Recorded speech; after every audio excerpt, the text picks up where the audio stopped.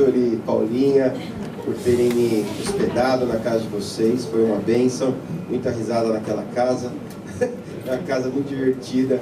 Que Deus abençoe muito vocês, em nome de Jesus. Para mim, cada vez que eu venho aqui, eu saio daqui renovado, feliz, de ver que a obra continua, de ver pessoas novas e tudo aquilo que Deus sempre faz quando Deus me dá a oportunidade de estarmos aqui. E espero em junho poder estar de volta com a Fabiana, né, comemorando os 10 anos da nossa igreja aqui em Londres, né, e eu tenho certeza que vai ser um tempo bom. E que daqui para junho muitas coisas vão acontecer ainda também, em nome de Jesus, amém?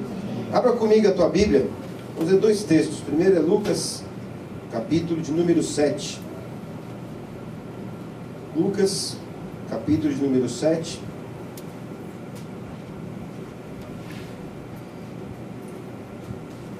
Versículo 18. Lucas 7, 18.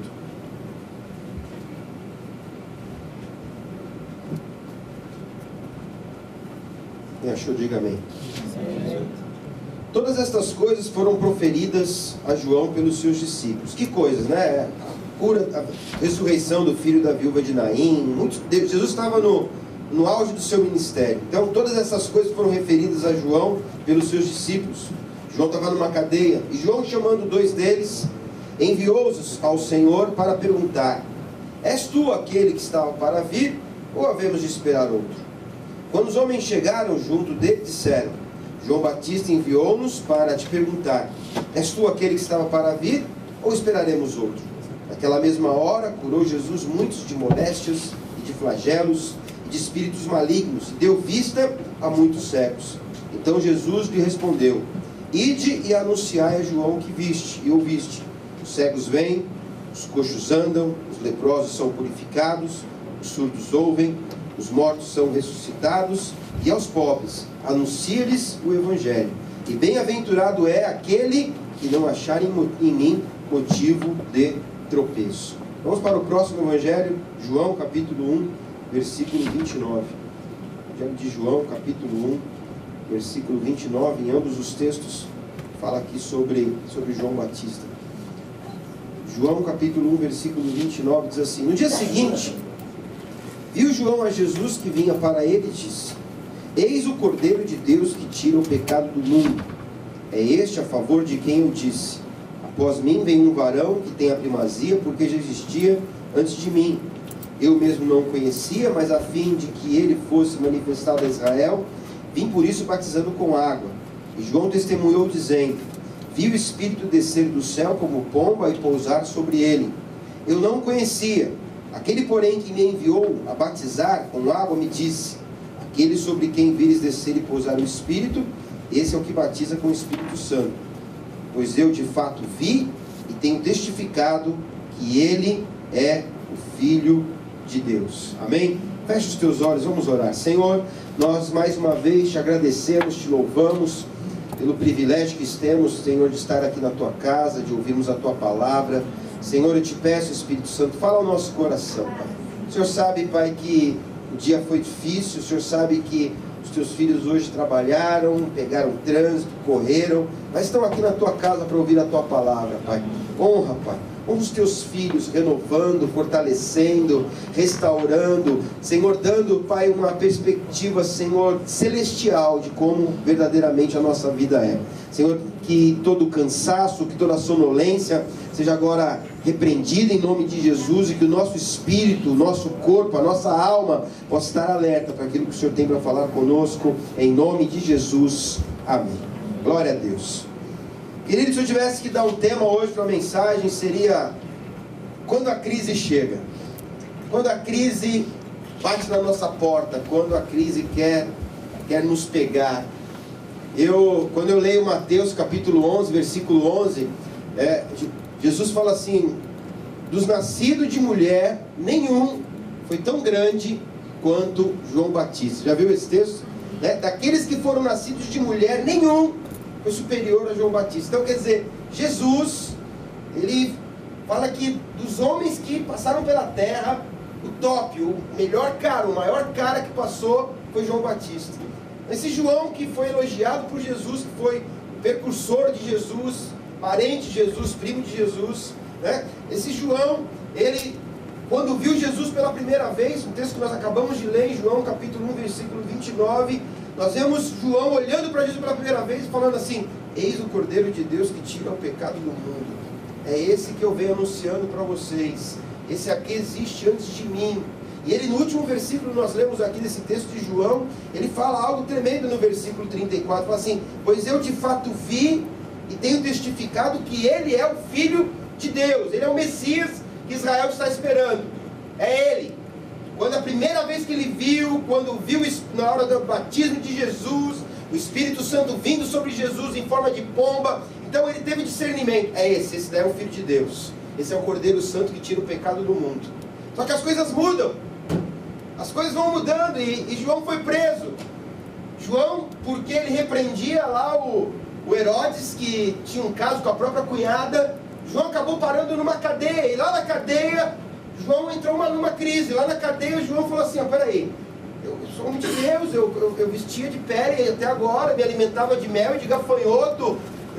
Por que eu estou nessa cadeia? E ele ficou confuso. Ele chama 2 discípulos dele e fala assim: procure Jesus e pergunte se é ele mesmo que há de vir ou se nós devemos esperar. Interessante, você vê, ele, primeira vez que viu, esse é o Cordeiro de Deus. Eu vi e testifico que esse é o Filho de Deus. Mas quando as coisas mudaram, porque apesar de João Batista ser o melhor, o maior, segundo o próprio Jesus, ele também era de carne e osso. Alguém aqui é de carne e osso? Ou alguém aqui é um espíritozinho desencarnado? Todo mundo aqui pega bus, carro, metrô, todos nós, né? Então todos nós temos dor de barriga, todos nós temos momentos bons, momentos não tão bons. Mas o fato é que João Batista estava numa crise. João Batista estava confuso, porque como que primeiro ele declarou e agora mudou as coisas mudaram. Isto mesmo, aquele que tinha que vir, ou nós devemos esperar outro? Porque nós, querendo ou não, nós associamos, peraí, se Deus está no controle, como o pastor Sudário falou, como o livro do Diego fala, Deus está no controle, então se Deus está no controle, tudo vai dar certo. Se Deus está no controle, só tem resposta positiva. Se Deus está no controle, nada de ruim acontece. Não, mas Deus está no controle e umas coisas esquisitas acontecem. Deus está no controle e umas coisas que nós não temos explicações acontecem. Deus está no controle e muitas vezes nós não temos resposta. Deus está no controle e, como foi falado domingo, você vê ímpio prosperando e gente de Deus no estreito, apertadinho. O que está acontecendo? E querendo ou não, tem uns que admitem, verbalizam, outros nem tanto. Uns correspondem bem aos momentos de crise, outros não correspondem bem. Alguns nos momentos difíceis permanecem firmes, está sofrendo por dentro, está engolindo a lágrima e não muda nada. Outros surtam, né? Tem gente que é assim, tem várias. As lutas vêm sobre qualquer um. O que nos diferencia não é se tem luta ou se não tem. O que nos diferencia é o posicionamento que cada um de nós tomamos quando a luta vem. Eu não acredito, eu não tenho luta. É mentira, todo mundo tem. Até bebê tem luta, porque fica com cólica de vez em quando. Até bebê de vez em quando tem cólica, o leite não é bom. A mãe come negócio, minha mãe vai mamar, e a criança berra. Entendeu? Até criança tem luta, quanto mais nós, adultos. Mas o que nos diferencia não é se temos ou se não temos, é o que fazemos quando a luta vem. Qual é o nosso posicionamento? A gente é sincero com Deus, como João Batista foi: Senhor, é você mesmo que estava para vir, ou devemos esperar outro, porque não. E ele nem sabia o que ia acontecer com ele depois, que ele foi decapitado. Senhor, eu não estou entendendo o que está acontecendo, o que está rolando, por que as coisas estão assim. Mas Jesus falou para ele: os mortos são ressuscitados, os cegos vêm, os leprosos são purificados, e bem-aventurado é aquele que não achar em mim motivo de escândalo. Bem-aventurado é aquele que permanecer firme e não espanar no meio do caminho. Sabe, e hoje o desejo do meu coração é que nós possamos hoje receber de Deus renovo no nosso espírito, fortalecimento espiritual, para que a hora que as crises chegarem, ou se ela já está estabelecida, você tenha força para sair dela vitorioso. Você não sucumbir na hora da crise, porque quando você vê a Bíblia, irmão, nós vemos grandes homens de Deus que atravessaram crises. A mais escandalosa, na minha opinião, é a de Elias. Para mim, a crise mais escandalosa que eu vejo na Bíblia é a crise de Elias. O camarada, no 1 Reis 18, desafia os profetas de Baal. Vamos ver quem é Deus aqui. Vamos os caras pro pau. Deus que responder por fogo, esse é Deus aqui. Entendeu? Deus mandou fogo, ele matou os profetas de Baal. E quando muda o outro capítulo, 1 Reis capítulo 19, a Jezabel manda um recado para ele: faça-me os deuses o que bem lhes aprover, se amanhã eu não fizer com você o que você fez aos meus profetas. E a palavra de Deus diz que Elias, temendo, vai entender isso, cara. O camarada que lutou contra 800, agora ficou com medo da Jezabel. E lá em 1 Reis 19:4 está dizendo que ele entrou numa caverna e ele fez uma oração terrível: basta, Senhor, basta, toma a minha vida, eu não sou melhor que meus pais, eu estou cansado dessa vida, essa droga de vida, me leva, eu estou por aqui. Que loucura! Para mim é um dos caras de Deus, e o camarada que nem morreu. Um camarada que orou e não choveu, um camarada que orou e choveu, um camarada que orou e caiu fogo, surtou. Me mata, Senhor, me mata, eu estou cansado, eu estou por aqui, sabe? Só luta a minha vida, que desgraça que é essa? Entendeu? Esse negócio maluco, surtadinho da Silva, meu. Sabe, mas Deus continuou amando Elias, que Deus mandou o anjo, tucou ele lá, acorda, coma, beba, dormiu, coma, beba, porque teu caminho vai ser longo ainda. Mas, Senhor, eu estou sendo extremo zeloso, sabe, eu cuido das tuas coisas, e não sei o que, todo mundo te abandonou, só eu que fiquei, eu sou o único super crente que ainda existe, e não sei o que. Deus falou para ele assim: não, Elias, tem 7.000 ainda que não se prostrou a Baal, existem 7.000, você não sabe. Sabe, às vezes a gente está passando por uma luta, mas que é exclusividade nossa. Não, mas Jesus, o Senhor falou para Elias: Elias, tem 7.000 que não se prostraram a Baal, 7.000 que se permaneceram firmes. E olha, e se você pensa que você vai acabar nessa caverna, você não vai acabar nessa caverna, que eu ainda tenho muito para fazer em você e através de você. Sabe, e no final a gente sabe, a gente conhece lá 2 Reis capítulo 2, o brother nem morreu, foi trasladado para o céu, na carruagem de fogo, um redemoinho. O cara subiu para o céu e apareceu para Jesus depois no Monte da Transfiguração. Então, sabe, o homem que entrou em crise. Eu não estou aqui fazendo apologia, irmão, porque a gente luta com o negócio de depressão, luta com o negócio de desânimo, mas o pior de tudo é quando você está enfrentando um problema e ainda vê o capeta desgraçado acusar você. Seu metigela, seu mocorongo, você entendeu? Irmão, o problema não é ter a crise, o problema é como nos comportamos na hora da crise. O problema não é você passar pela dificuldade. O problema é na hora que a dificuldade vem e ela te afoga, ela te afunda, ela te sufoca. E o capeta quer falar que já era, que acabou nada. Você entendeu? Acabou nada. Sabe, você vê no Novo Testamento, Pedro também. Poxa, Pedro, outro cara que entrou em crise escandalosamente. 2 vezes você vê Jesus dando uma nele. Senhor, tu és Cristo, o Filho do Deus vivo, bem-aventurado és, Simão, porque não foi nem carne nem sangue que te revelou, mas o meu Pai que está no céu que te revelou, o Espírito de Deus que te revelou. Tu és Pedro, e sobre esta rocha edificarás a minha igreja. Está lá em Mateus 16, versículo 16. Sabe? E aí ele ficou lá. Daqui a pouco Jesus começou a falar que ele ia ser crucificado, entregue, coisa e tal. E Pedro se achou na petulância de chamar Jesus e reprovar Jesus. Jesus, pelo amor de Deus, que conversa é essa que você vai morrer? Isso não vai te acontecer. E ele já levou outra: arreda Satanás. Arreda Satanás, porque tu não cogita das coisas de Deus, tu cogita das coisas dos homens. Sai fora. Peraí, eu sou rocha agora, eu sou Satanás. Quem que eu sou? Eu sou rocha e agora eu sou Satanás. O que está acontecendo comigo? Ele deve ter pensado. O pior ainda estava por vir. O pior foi quando Jesus falou para ele assim: Simão, Simão, Satanás te reclamou para te peneirar como trigo, mas eu roguei por ti, Simão. Tu, quando se converter, fortalece os teus irmãos. Ai, meu Deus do céu, eu nunca poderia ter escutado um negócio desse. Imagina o Pedro já com 3 anos de caminhada com Jesus, testemunho ocular de tantos milagres, e Jesus chega para ele assim, ó, nos últimos momentos ali antes da crucificação: Simão, Simão. Quem quiser conferir depois, está em Lucas 22, versículo 31. Simão, Simão, Satanás está afungando teu cangote, Simão. Ele está querendo aprontar com você. Mas você depois, mas eu roguei por você, eu estou orando por você. Você depois que se converter, fortalece teus irmãos. Senhor, eu estou disposto a morrer por ti.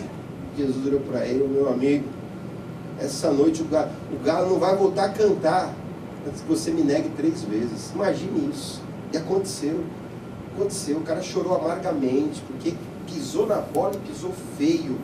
Mas Pedro encontrou lugar de restauração. Aleluia, glória a Deus.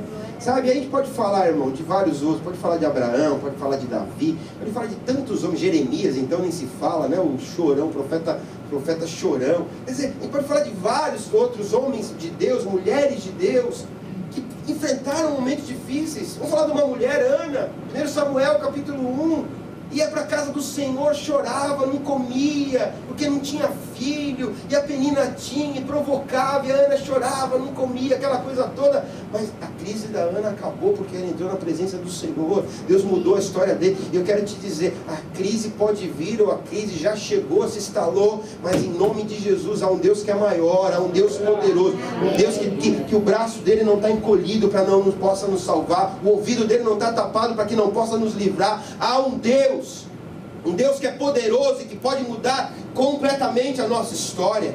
Agora eu quero te falar o que fazer. Deus me falou algumas coisas nessa tarde. O que fazer nesses momentos? A primeira coisa: não deixe os teus sentimentos te dominarem.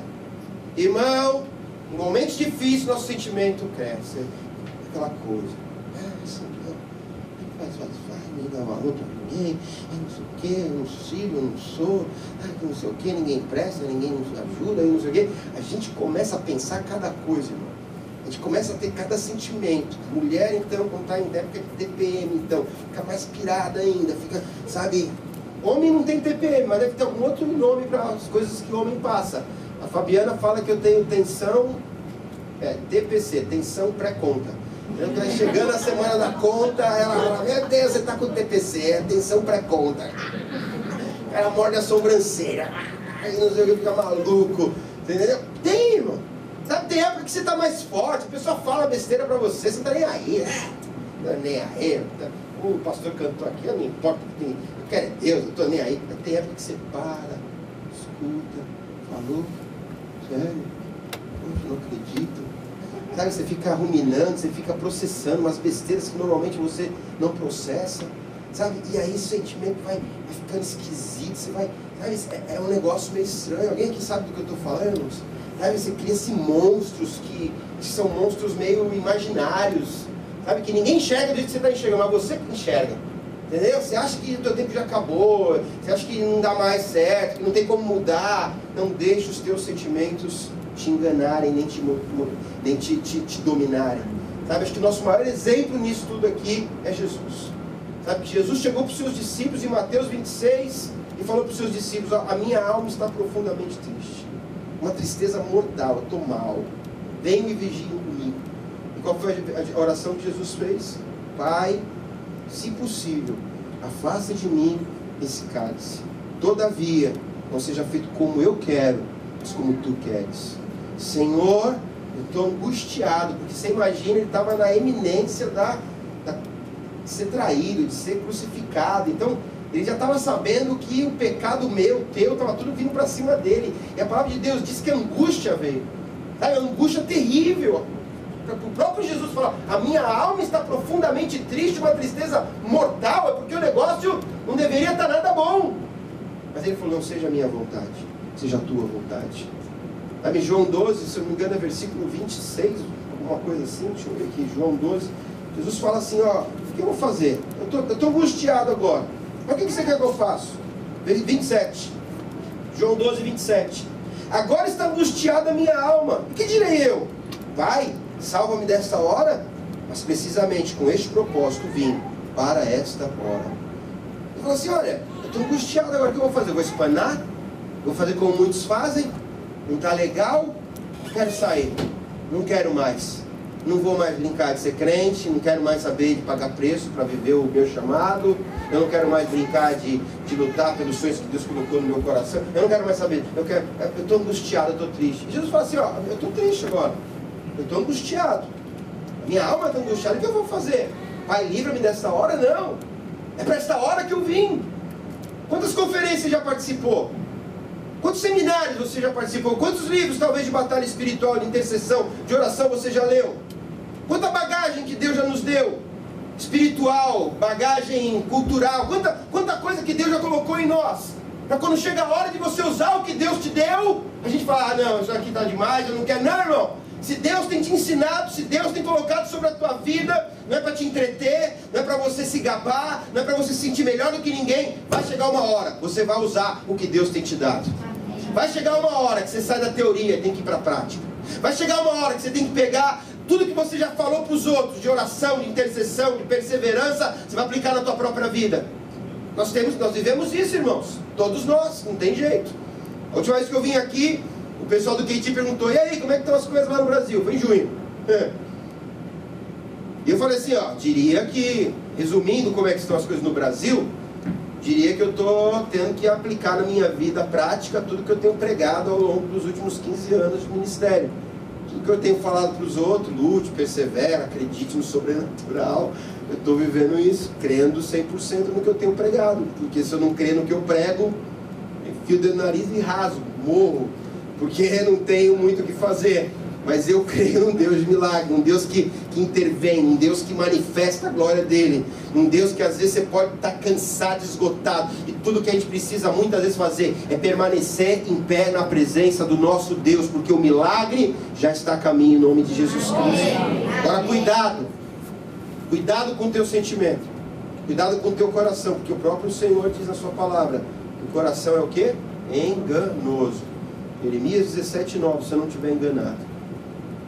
O coração é enganoso, desesperadamente corrupto.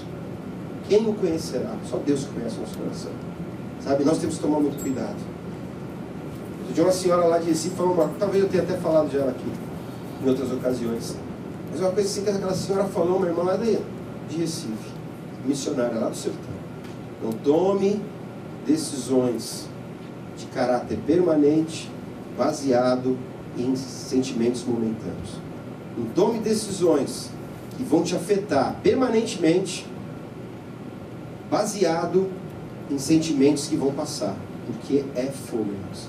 Sabe, você faz, você fala, eu não tenho problema na língua, eu falo mesmo, a minha vontade de fazer eu faço, eu não quero mais, não é negócio para mim, não quero mais fazer. Tá? O que tem de hoje, gente dando piti, é impressionante.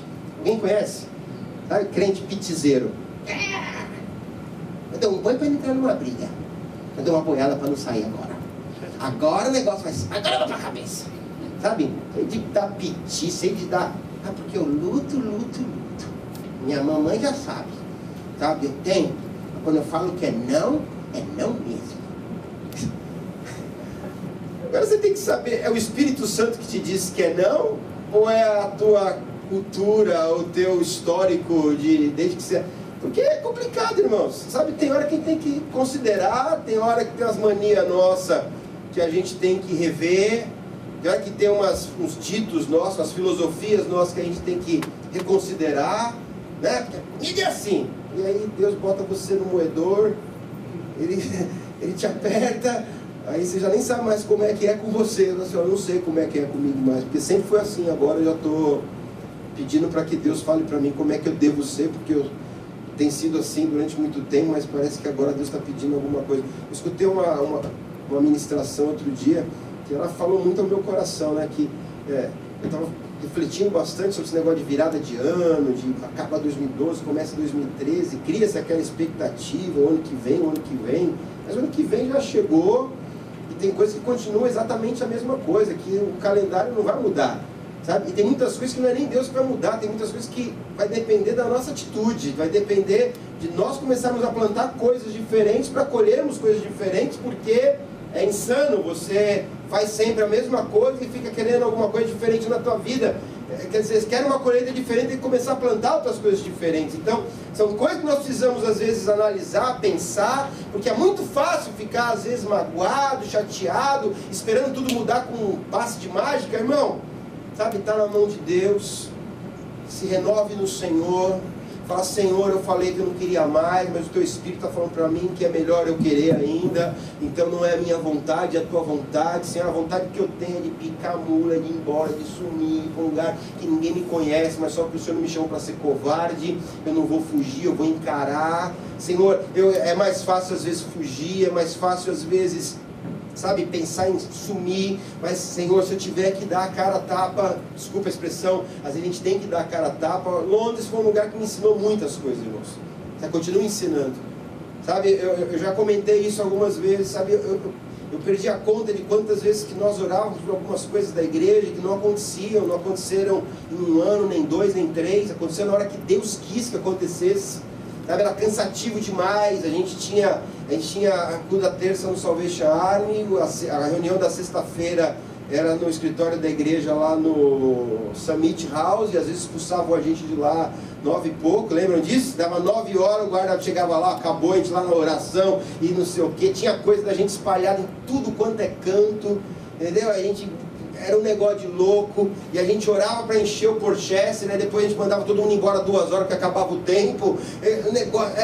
Eram lutas terríveis. Na reunião de oração, lá no Salvation Army, ora e unge cadeira, e clama, e não sei o que, Deus está falando, e Deus ministrou, e não sei o que. Chegava domingo, nada mudava. Será que Deus é mentiroso? Ninguém escutou a Deus direito? Não, Deus falava assim, ó, você volta lá de novo, e ore tudo de novo, interceda tudo de novo, né? Marcela aqui, que estava aqui nessa época, muitos anos também, pastor Hélio da primeira parte, né? Quantas vezes no Salvation Army? A gente chegava ali com cara de ué, a gente orou tudo na semana passada, agora aqui orar de novo. Aí talvez às vezes falava assim, não, mas capelão, a gente orou tanto, 10 vezes que a gente orou por isso. Eu nem sei mais o que falar, porque o pessoal está olhando para a minha cara, mas esse bispo aí está fraco, porque ele ora e não acontece. Foi no tempo de Deus, foi na hora de Deus. Você coloca a tua dignidade no altar do Senhor, você passa a óleo de peroba na cara e vai lá e pede de novo, você entendeu? Aí você chega lá agarrando assim, aí, sabe, pede de novo. Sabe, chega uma hora que Deus muda a nossa história, chega uma hora que transforma. Agora, falar que não existe guerra interior, falar que não existe crise, existe, mas ela não pode me dominar, não pode dominar você. Sabe, você está com raiva, é melhor você não falar nada, está desanimado, é melhor não tomar decisão agora. Espere você ter certeza que foi o Espírito Santo de Deus que colocou isso no teu coração, em nome do Senhor Jesus Cristo, amém? Sabe, a segunda coisa que nós precisamos fazer, além de não deixar os nossos sentimentos nos dominarem, é um texto também muito conhecido em 1 Pedro, capítulo 5, versículo 8. Se você puder abrir comigo, por favor, 1 Pedro 5, versículo 8. Aqui o apóstolo Pedro, que sabia bem do que ele estava falando, ele fala algo assim bem interessante. Ele fala assim, 1 Pedro 5, 8, diz assim: sede sóbrios e vigilantes. O diabo, vosso adversário, anda em derredor, como um leão que ruge procurando alguém para devorar. Resistirem firmes na fé, certos de que sofrimentos iguais aos vossos estão se cumprindo na vossa irmandade espalhada pelo mundo. Ora, o Deus de toda graça, que em Cristo vos chamou à sua eterna glória, depois de ter sofrido por um pouco, Ele mesmo vos há de aperfeiçoar, firmar, fortificar e fundamentar. A Ele seja o domínio pelos séculos dos séculos. Amém. Aleluia. Resistires firmes na fé. O ataque veio, o capeta está falando um monte de besteira, você nem sabe, irmãos, sabe, tem hora que você se vê, eu vou falar de mim, não sei de vocês, mas tem hora que você se vê numa situação que você fala assim, eu não imaginava estar passando por isso, não imaginava passar por esse tipo de coisa que eu estou passando, eu nunca imaginei enfrentar algumas coisas que às vezes você enfrenta, mas qual é o segredo?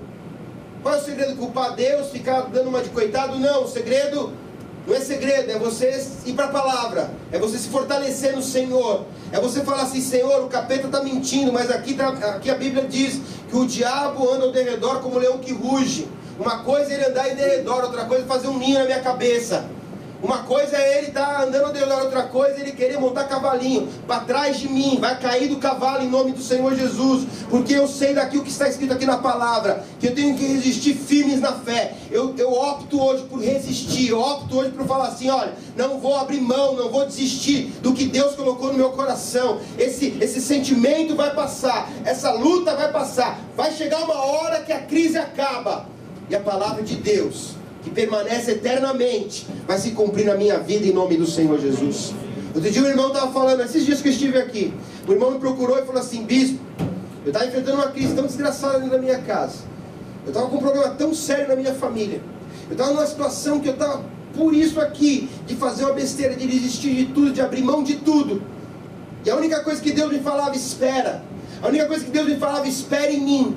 E bispo, vou te contar uma coisa, eu dormi um dia com muita raiva, muita vontade de acabar com tudo, e diante de Deus eu te falo, eu acordei no outro dia, e todo aquele sentimento ruim que eu estava sentindo acabou. Temos base bíblica para isso? Temos muitas bases bíblicas para crermos que a luta ela vem, chega um momento que acaba. Sabe, podemos pegar um versículo, Tiago 4,7: sujeitai-vos a Deus e resistir ao diabo, e ele fugirá de vós. O capeta vem, ronda, rosna, vou matar você, vou acabar com você, vou destruir a tua vida, você é um fracassado mesmo, você vai ver se você vai ver alguma coisa mudando na tua vida. Você se submete, você fala: Senhor, olha o que está me falando.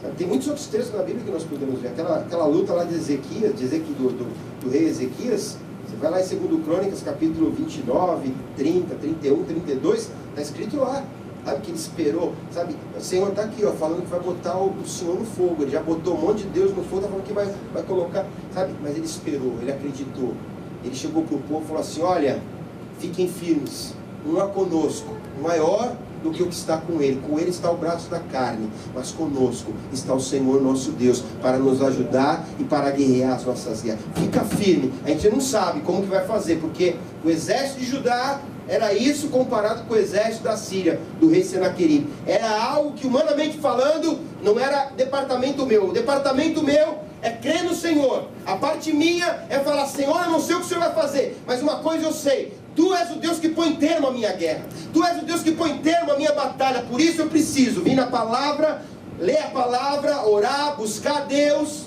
porque dessa forma eu resisto no dia mau, eu me fortaleço. Você vai lá em Efésios 6, versículo 10, pega a armadura de Deus para resistir no dia mau, e depois de ter vencido tudo, permanecer inabalável. Você vai resistir. Você pode estar cansado, mas Deus é Deus que te renova. Amém. Sabe, eu sempre me lembro daquele poema lá das pegadas na areia. Alguém lembra desse poema? Sabe, é lindo, né? É lindo. O cara estava lá caminhando, estava no deserto, tinha os dois pares de pegada, ele olhava: olha que legal, que bom, Jesus está comigo aqui. Que legal, que maravilha, Jesus está do meu lado, tão bom nesse deserto. Mas só que na hora que o negócio esquentava mesmo, que a luta era terrível, e ele ficava até às vezes com medo, ele olhava para trás: o que é isso? O que está acontecendo? Na hora que o negócio mais aperta, só tem um par de pegada. E o capeta começou a falar para ele: tá vendo? Você está no momento mais difícil da sua vida, é você sozinho. E ele perguntou para Deus: Senhor, por que nas horas mais difíceis só tem um par de pegada? O que o Senhor me deixa? O que o Senhor falou para ele? É um poema, tá, irmão? Não está na Bíblia não. Ai, calma, é um poema de algum poeta aí, de algum lugar no passado. E o Senhor disse para ele assim: olha, nesse momento que você só vê um par de pegada, eu não te abandonei, estou te segurando no colo, porque se não fosse a minha misericórdia sobre a tua vida, esse deserto já teria te consumido há muito tempo. Sabe, nós temos que ler lá o Salmo 124.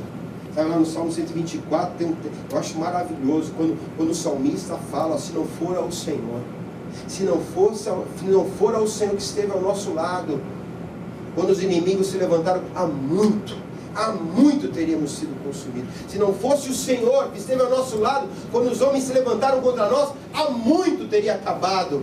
Mas o Senhor me livrou do laço, o Senhor me livrou do arco do inimigo, que era mais poderoso que eu. Glorificado seja o nome do meu Deus, glorificado seja o nome do nosso Deus, que não nos deu por glória aqui nessa noite.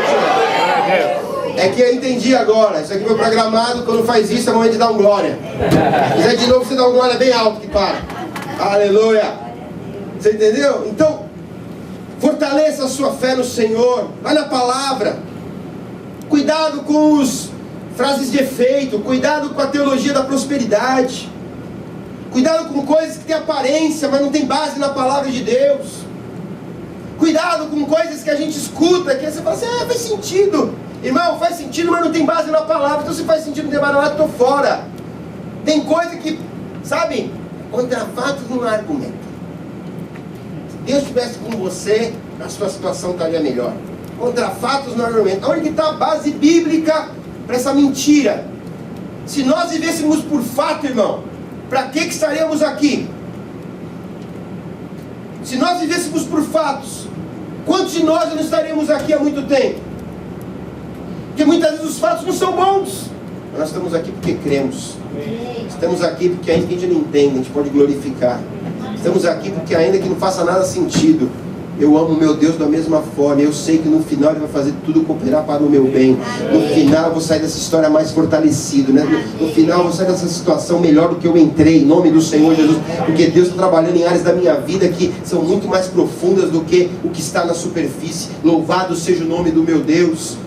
Sabe, você vai lá e lê o Salmo, você vai lá e lê a Bíblia, e você vê homens de Deus que passaram por cada situação difícil, mas Deus esteve com eles ali. Fique firme.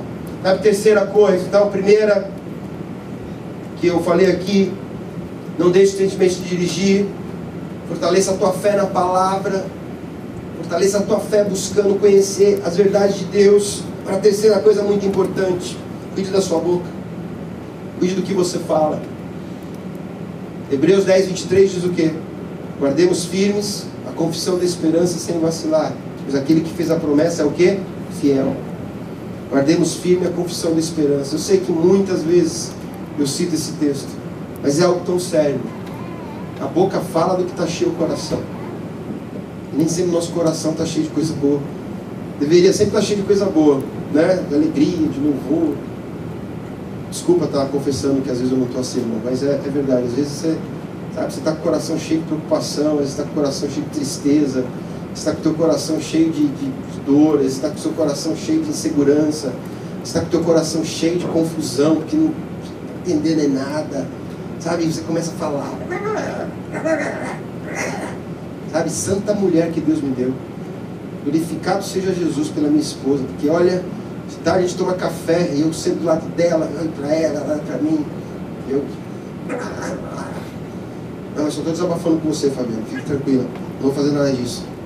E eu falo para ela, você não vai falar nada? Ela, não, olha, entendeu? Porque sabe, a gente precisa desabafar, conversar com alguém, botar para fora, sabe? Uma coisa é desabafar, outra coisa é quando você começa a falar besteira mesmo, começa a comprometer a tua vida por causa das besteiras que você fala.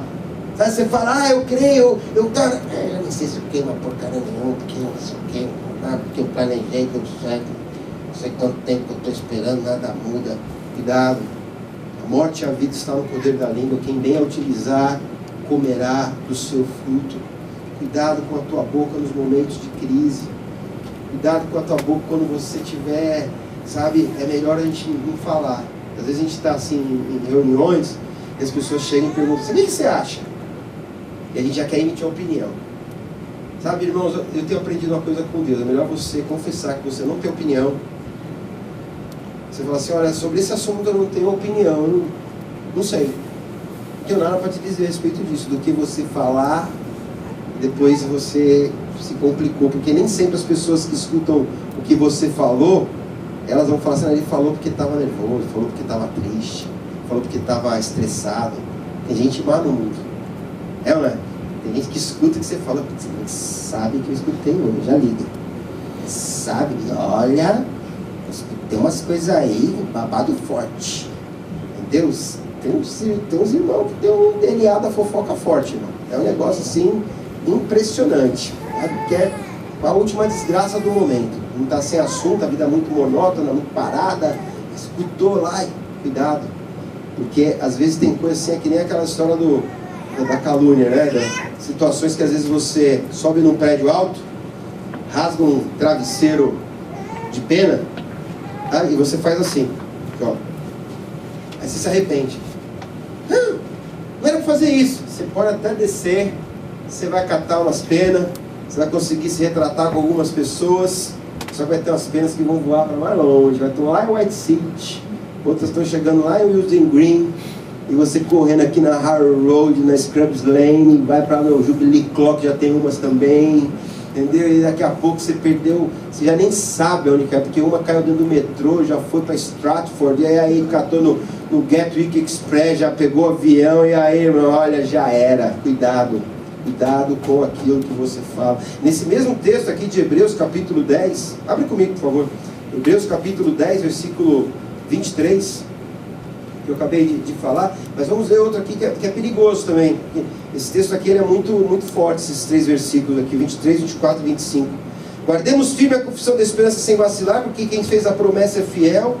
Consideremos-nos também uns aos outros, para nos estimularmos ao amor e às boas obras. Não deixemos de congregar, como é costume de alguns. Antes façamos admoestações, e tanto mais quanto vedes que o dia se aproxima. Outra coisa que acontece muitas vezes quando a pessoa está em crise, se isola. Se isola, não mais afim de congregar, não afim de falar com ninguém. Não quer falar com ninguém hoje. Sabe, todo mundo às vezes fica sem falar com vontade de falar com ninguém. O problema é quando isso vira um estilo de vida, uma rotina. Naquela pessoa você... Cadê aquela pessoa? Tá com problema. Não, mas aqui a Bíblia está falando assim, olha, consideremos também uns aos outros para nos estimularmos ao amor e às boas obras. Quer dizer, um estimula o outro, né? Um cutuca o outro. É a brasa no braseiro, continua acesa. A brasa fora do braseiro. E fala, não, mas eu não preciso, se eu estou fora dessa braseira aqui, eu estou vermelhinha ainda. Mas daqui a pouco começa a esfriar, daqui a pouco aquela pessoa... Sabe, você vê pessoas que vão se isolando, e daqui a pouco aquela pessoa está completamente desconectada. Por quê? Porque esqueceu, está em crise, não quero mais saber de ninguém, não quero conversar com mais ninguém. Eu já vi isso acontecer muitas vezes. Sabe, o corpo cura o corpo, irmãos. Corpo cura corpo. Tem os irmãos que não são fáceis, não é verdade? Tem umas pessoas que não são brincadeira, elas são os nossos personal trainer da fé. Mas que é aquelas pessoas que o cão usa para falar, continua orando, que você está ouvindo aí.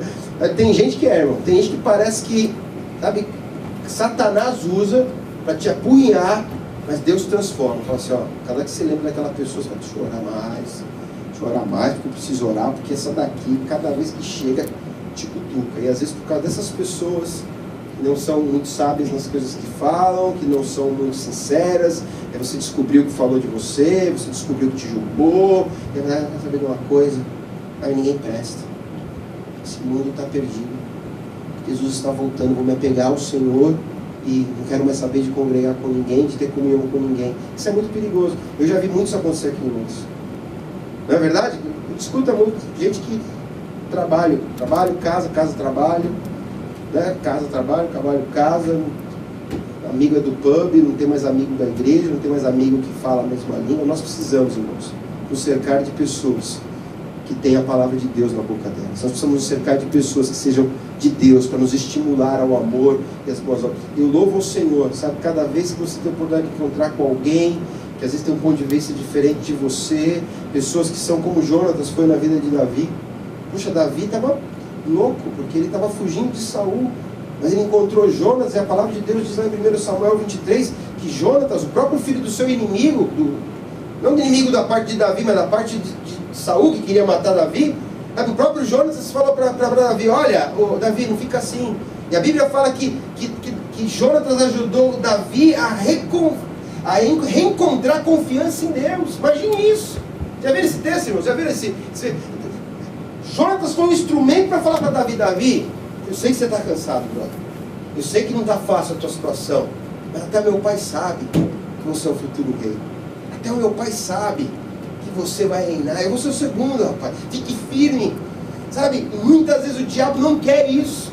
Ele não quer que você tenha amigo, não quer que você tenha pessoas que você possa abrir o coração, não quer que você tenha pessoas que você possa chegar ali e falar assim, olha, é assim que eu estou me sentindo, o que você acha? Por quê? Porque já tivemos experiências ruins no passado. Ah, bispo, eu já confiei em homem, bispo, olha, voltando lá para Jeremias 17, olha, maldito o homem que confia no homem. Eu não estou falando de você botar confiança no homem, mas você saber que Deus usa homens e mulheres para ser bênção na nossa vida em nome de Jesus. Amém, irmãos? Deus usa pessoas que são instrumentos para abençoar a nossa vida. Cuidado com os momentos difíceis que o diabo quer que você se isole. Porque quando você está isolado, você é muito mais vulnerável, você vira uma presa muito mais fácil. Assista Discovery Channel, assista National Geographic, você vê lá claramente como que os leões fazem. Eles vão num bando, dão uma carreira lá para que aquele bando de manada de bichos lá corram, e eles identificam aquele que às vezes se desvia do rebanho. Vai lá, um mais desavisadozinho, tá todo mundo correndo para um lado, ele molequinho bobo, eu vou fazer diferente. Eu não vou fazer o que meu pai está fazendo, eu não vou fazer. E aí pronto, tá sozinho, vira comida de leão. Sabe, eu não vou virar comida de leão, você não vai virar comida de leão. Nós somos templos do Espírito Santo de Deus. Deus tem pessoas para colocar do nosso lado. Deixa Deus curar a tua dor, deixa Deus sarar as tuas feridas. Sabe, Deus vai usar isso para te fortalecer. Deus vai usar situações difíceis para fazer você amadurecer. Como nós crescemos nos momentos difíceis. Eu lembro quando meu pai morreu em 1995. Acho que meu pai morreu, eu tinha o quê? 24 anos em 95. Faz tempo já que o meu pai morreu, 18 anos. Poxa, quando meu pai morreu foi terrível. Teve um monte de coisa que eu não estava preparado para fazer, que eu tive que fazer. A água bateu no pescoço e tem que nadar. Você entendeu? Opa, pera aí, agora...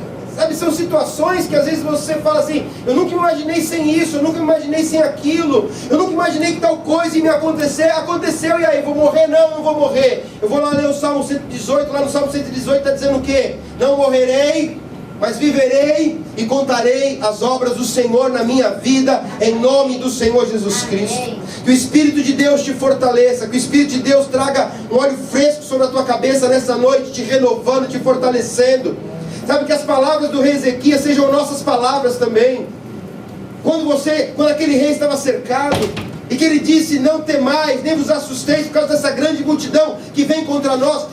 Há conosco maior do que o que está com ele está o braço da carne, mas conosco está o Senhor nosso Deus para nos ajudar e para guerrear as nossas guerras em nome de Jesus. Amém. Sabe, foi uma palavra profética, porque naquela mesma noite o Senhor enviou um anjo e 185 mil assírios morreram. Fique firme no Senhor. Fique firme no Senhor. Deus está no controle de tudo. Que o Espírito Santo de Deus te renove. Que o Espírito de Deus te fortaleça. Que Ele toque os nossos olhos nessa noite. Para que a gente, sabe, não tenha uma visão distorcida do nosso futuro. Para que não tenhamos uma visão distorcida do momento presente. Para que não tenhamos uma visão distorcida daquilo que estamos enfrentando, mas que tenhamos a visão do Espírito. Senhor, fácil não está. Deus não chamou ninguém aqui para ser tonto. Deus não chamou ninguém aqui para ser brainwashed. Deus não chamou ninguém para ser, sabe, enxergamos, identificamos, os problemas são reais, as contas são reais, as decepções são reais, mas existe um Deus que também é real. Um Deus que nos levanta, um Deus que fala, não temas, crê somente. Um Deus que fala, eu comecei a obra na tua vida, e a obra que eu comecei na tua vida, eu vou completar na tua vida. Muitos milagres que eu já vivi na minha vida foram questão de esperar em Deus. Esperar. Não foi, conta o segredo, 7 passos para a vitória, 5 leis do seu sucesso. Não teve. Não teve passo, teve só uma observação. Eu espero em Deus. Eu espero no Senhor. Faça a minha parte, acordo cedo, vou trabalhar. Eu leio Gálatas 6, versículo 9. Não nos cansemos de fazer o bem, porque ao seu tempo ceifaremos, se não desfalecermos. Então, o que eu sei que eu tenho que fazer, que eu já aprendi na palavra, não é segredo espiritual, são verdades bíblicas que eu já conheço faz tempo, continuo fazendo, dando meu dízimo, dando minha oferta, fazendo as coisas para o Senhor com zelo, podendo, todo mundo que eu puder ajudar, ajudo, faço a minha parte. Parte de Deus, na hora dele. Ele muda a minha história, Ele abre as portas que estão fechadas, Ele traz a honra no lugar da vergonha, Ele é poderoso para mudar a nossa história completamente, em nome de Jesus Cristo. Amém? Vamos fechar os nossos olhos, vamos orar em nome de Jesus. Vamos pedir para que o Espírito Santo de Deus traga renovo sobre nós nessa noite, em nome de Jesus Cristo. Espírito Santo de Deus, Senhor, nós ouvimos aqui hoje a Tua palavra. Deus, o Senhor conhece o nosso deitar, o Senhor conhece o nosso levantar, o Senhor conhece, Pai, os conflitos que temos no nosso interior, o Senhor conhece situações, Pai, que nós não temos respostas, Pai, situações em que muitas vezes, Senhor, não faz sentido, a conta não bate, Pai, a gente fica tentando entender o porquê, e nós não sabemos o porquê. É por isso que o Senhor diz na sua palavra: o justo viverá pela fé. Por isso que caminhamos contigo, Senhor, não por vista, não por aquilo que vemos, mas por aquilo que cremos. Eu te peço nesta noite, Espírito Santo, que o Senhor venha trazer sobre a tua igreja renovo, fortalecimento espiritual. Senhor, o Senhor conhece quando os nossos sentimentos estão em ebulição. O Senhor conhece quando o nosso coração, Pai, está aflito. O Senhor conhece, Pai, quando nós estamos com a palavra já na ponta da boca, doido para falar, doido para dar resposta, para falar tudo que está entalado. Mas nós não queremos que o nosso temperamento nos dirija. Nós queremos que o Teu Espírito Santo venha nos dirigir nesta noite e sempre, em nome de Jesus. Nós não queremos, Senhor, nós não queremos ser enganados. Nós não queremos, Pai, caminhar por aquilo que sentimos.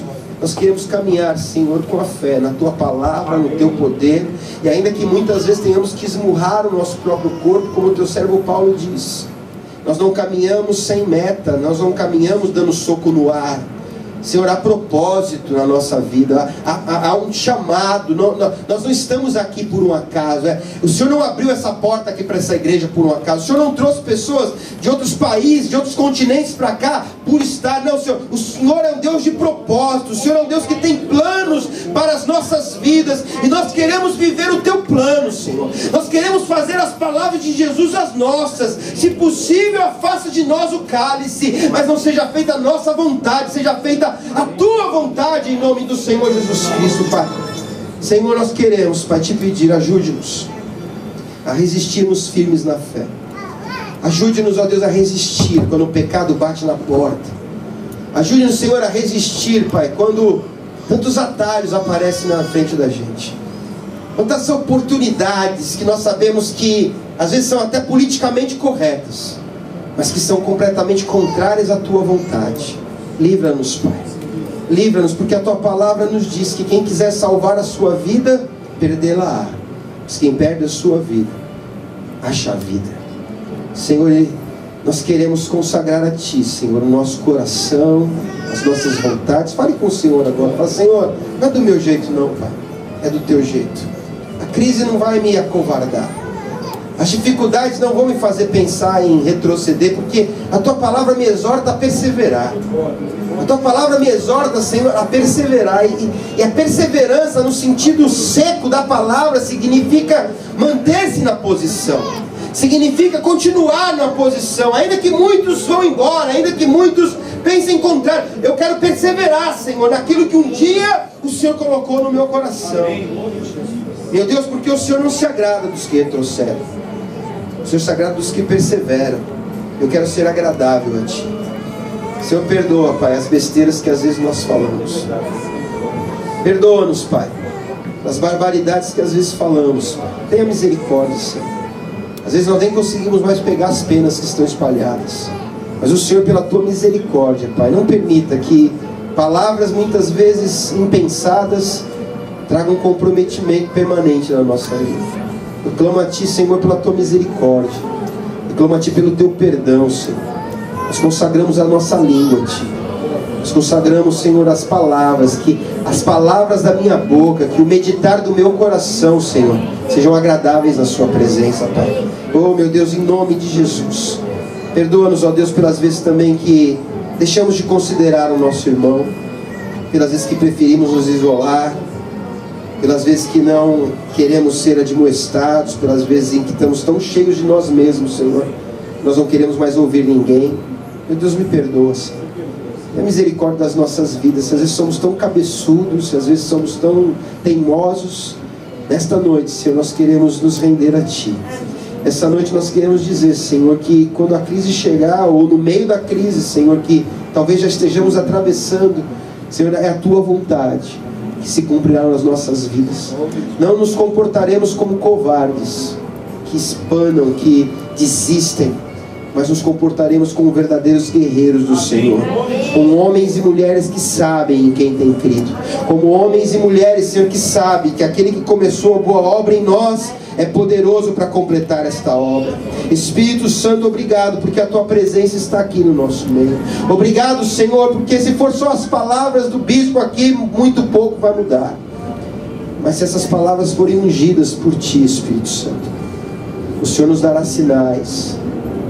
O Senhor vai confirmar essa palavra, Senhor, tocando no nosso coração, tocando na nossa vida, nos renovando, nos fortalecendo, nos levando, Senhor, a reconsiderar coisas que muitas vezes na hora do cansaço, na hora do estresse, na hora da pressão psicológica tinham nos tomado. Mas que hoje, Senhor, dizemos a Ti, é a Tua vontade que prevalecerá sobre as nossas vidas, em nome do Senhor Jesus. Eu abençoo o Teu povo, abençoo a Tua igreja, em nome do Senhor Jesus. Amém. Dê uma salva de palmas ao Senhor. Deus abençoe a tua vida.